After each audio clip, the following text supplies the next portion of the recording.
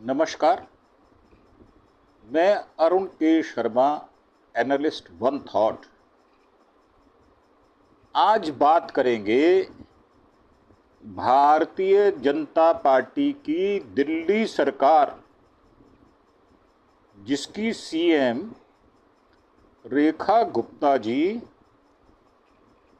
उनको 3 महीने आज पूर्ण हो गए।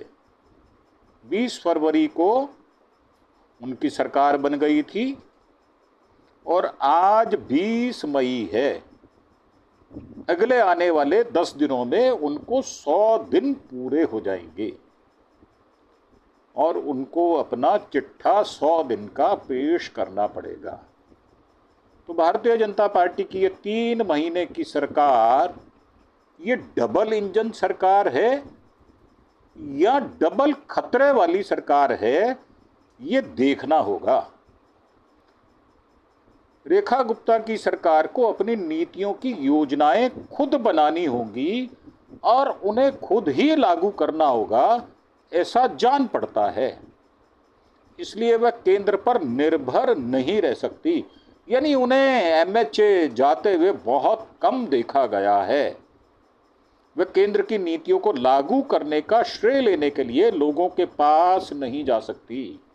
उसका कारण है कि उन्होंने ये संकट खुद ही लिया है, क्योंकि जो उन्होंने वायदे किए महिलाओं के लिए 2500 रुपये के, जो बस पास का वायदा लिया और जो 300 यूनिट बिजली फ्री का उन्होंने वायदा किया, वो आज तक पूरा नहीं हुआ, बल्कि दिल्ली में झुग्गी बस्तियां गिराने का, अतिक्रमण को हटाने का काम जोरदार ढंग से शुरू किया गया है। यमुना की सफाई का कहीं कोई ठिकाना नजर नहीं आता। इसलिए वह राजनीतिक रूप से दोहरा संकट झेल रही हैं। राष्ट्रीय राजधानी में रेखा गुप्ता सरकार कल अपने कार्यकाल के यानी आज 3 महीने पूरे कर लेगी। उन्होंने इस साल 20 फरवरी को कार्यभार संभाला था। अगले 10 दिनों में वे अपने कार्यकाल के 100 दिन पूरा कर लेंगी और आमतौर पर 100 दिन किसी भी सरकार के लिए अपनी नीति और प्रशासन की प्रस्तावना दर्ज करने का अच्छा समय माना जाता है। विधानसभा चुनाव राज्य और केंद्र के बीच असंगत संबंधों की पृष्ठभूमि में लड़े गए थे, जिसने शहर में प्रशासन और शासन को ठप कर दिया था। भारतीय जनता पार्टी ने अपने अभियान के दौरान डबल इंजन सरकार की वकालत की थी, यानी केंद्र और राज्य में एक ही पार्टी की सरकार। और ये सनद रहे दिल्ली नगर निगम पर भी भारतीय जनता पार्टी का कब्जा हो चुका है, क्योंकि आम आदमी पार्टी ने उनको वॉक ओवर दे दिया था। आज उनके मेयर भी चुन लिए गए हैं अप्रैल में। भारतीय जनता पार्टी के विचारकों और नीति सलाहकारों ने राज्य चुनाव में अपने प्रचार का मुख्य आधार डबल इंजन को बनाया था। अब इसकी अवधारणा के पीछे सोच यह है कि अगर राज्य और केंद्र सरकार एक ही पार्टी की होगी तो राज्य का विकास बहुत तेजी से होगा। इसे अगर सरल शब्दों में कहें तो अगर एक इंजन सरकार विफल हो जाती है तो दूसरा इंजन शासन को संभाल लेता है। सरकार का त्वरित मूल्यांकन सकारात्मक पक्ष को दर्शाता है। सबसे पहले महत्वपूर्ण, दिल्ली निवासियों के लिए अतिरिक्त 5 लाख रुपए के बीमा कवरेज के साथ आयुष्मान भारत योजना का कार्यान्वयन है। सरकार के इसके बाद राष्ट्रीय शिक्षा नीति के अनुरूप सीएम श्री स्कूलों की स्थापना की घोषणा की और उनके विकास के लिए 100 करोड़ रुपया भी आवंटित किया। अब ऊपर बताए गए दोनों कार्यक्रम डबल इंजन गवर्नेंस मॉडल के फ्रंट इंजन यानी केंद्र के पक्ष में जाते हैं।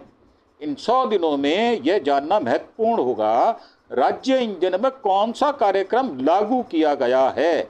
इसका तत्काल उत्तर महिला समृद्धि योजना की तत्काल घोषणा होगी, जिसमें महिलाओं पर 2500 रुपये प्रति माह देने की पेशकश की जाएगी। जिसके लिए कुल 5100 करोड़ मतलब 5100 करोड़ रुपए का आवंटन किया गया है। इसके अतिरिक्त गरीबों के लिए खाद्य सुरक्षा सुनिश्चित करने के लिए 100 अटल कैंटीन बनाने की योजना भी बनाई गई थी। हालांकि ये अलग बात है, इन दोनों परियोजनाओं की अधिसूचना क्रियान्वयन अभी तक हुआ नहीं है और पेंशन की पहली किस्त अभी तक लाभार्थी के बैंक खातों में नहीं पहुंची। अटल कैंटीन का भी अभी तक कोई पता ठिकाना नहीं है, कहीं कोई खुली नहीं है। एक और बड़ी नीति जिसे नई सरकार अपनी उपलब्धि मान सकती है वह पूंजीगत व्यय के लिए 28,000 करोड़ रुपए का आवंटन, जिसमें स्मार्ट एक्सप्रेसवे, भीड़भाड़ मुक्त गलियारों पर जोर दिया गया है। दिल्ली जल बोर्ड को जल आपूर्ति स्वच्छता बढ़ाने के लिए 9,000 करोड़ रुपए मिले हैं, जिसमें भ्रष्टाचार से निपटने के लिए पानी के टैंकरों के लिए जीपीएस ट्रैकिंग भी शामिल है। इसके अतिरिक्त यमुना नदी की सफाई के लिए 500 करोड़ रुपए निर्धारित किए गए थे, जिसमें 40 विकेंद्रीकृत सीवेज उपचार संयंत्र बनाने की योजना भी शामिल थी। जैसे कहावत है, हलवे का स्वाद खाने में ही होता है, यानी किसी चीज का असली मूल्य केवल व्यवहारिक अनुभव या परिणामों से आंका जा सकता है, ना कि दिखावे या सिद्धांत से। दिल्ली सरकार की नीतियों का असली असर उसके क्रियान्वयन और मौजूदा चुनौतियों के समाधान पर निर्भर करेगा। रेखा गुप्ता सरकार को उस समय झटका लगा जब दिल्ली स्कूल शिक्षा फीस निर्धारण और विनयन में पारदर्शिता विधेयक 2025 को पेश करने और पारित करने के लिए बुलाए गए राज्य विधानसभा के विशेष सत्र को स्थगित कर दिया गया था। यह विधेयक राष्ट्रीय राजधानी के निजी स्कूलों में छात्रों की फीस में अभूतपूर्व वृद्धि से संबंधित बड़े विवाद की पृष्ठभूमि में उनके मंत्रिमंडल द्वारा पारित किया गया था। हाई कोर्ट ने भी इस मामले को संज्ञान में लिया और उम्मीद की थी कि विधेयक के पारित होने से निजी स्कूल को नियंत्रित करने वाले 52 साल पुराने नियम अपडेट हो जाएंगे, परंतु वो अपडेट हुए या नहीं हुए इसके विषय में अभी कोई सूचना नहीं है।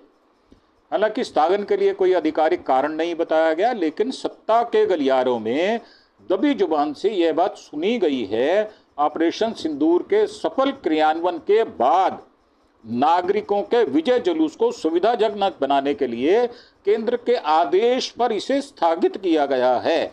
अगर यह सच है तो यह काफी बेतुका है और बेमतलब भी है।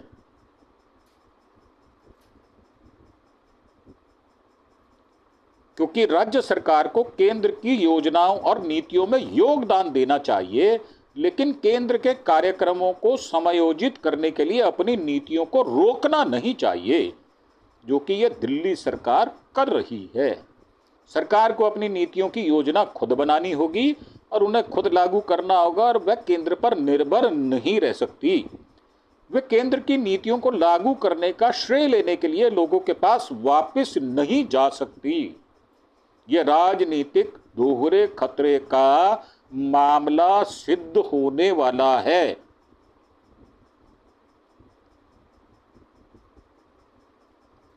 किसी व्यक्ति को एक ही अपराध के लिए एक से अधिक बार मुकदमा नहीं चलाया जा सकता या दंडित नहीं किया जा सकता। इसी तरह राजनीति में दो सरकारें एक नीति को लागू करने का श्रेय नहीं ले सकती। मतलब उसी के लिए श्रेय दिल्ली सरकार को दिया जाए और केंद्र को भी दिया जाए, ऐसा होना संभव नहीं होता अगर ग्राउंड जीरो की बात की जाए तो।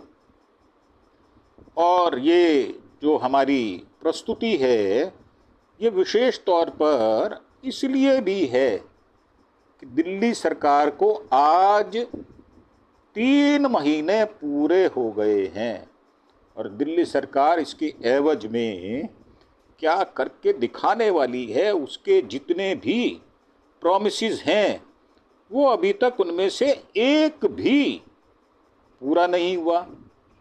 उनमें से एक भी ऐसा वायदा जो उन्होंने सार्वजनिक तौर पर किया और अपने घोषणा पत्र में भी ये बात कही, उसमें दावा करना कि ये वाला काम हमने कर दिया है, ऐसा दिल्ली की चीफ मिनिस्टर आज की तारीख में इसको नहीं कह सकती। तो ये थी हमारी आज की प्रस्तुति आपके लिए। आपको ये प्रस्तुति कैसी लगती है, इसके विषय में आप अपनी हमें सुझाव भी बताएं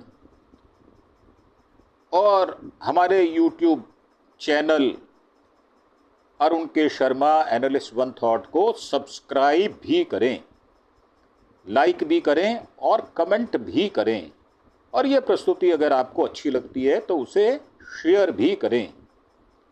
इस वीडियो को अपने मित्रों व परिजनों तक जरूर पहुंचाएं। आपके समर्थन से ही हम ऐसे और भी प्रेरणात्मक कंटेंट ला पाएंगे, ऐसी हमें आपसे उम्मीद भी है और आपसे प्रार्थना है। आप हमारे चैनल को सब्सक्राइब अवश्य करें।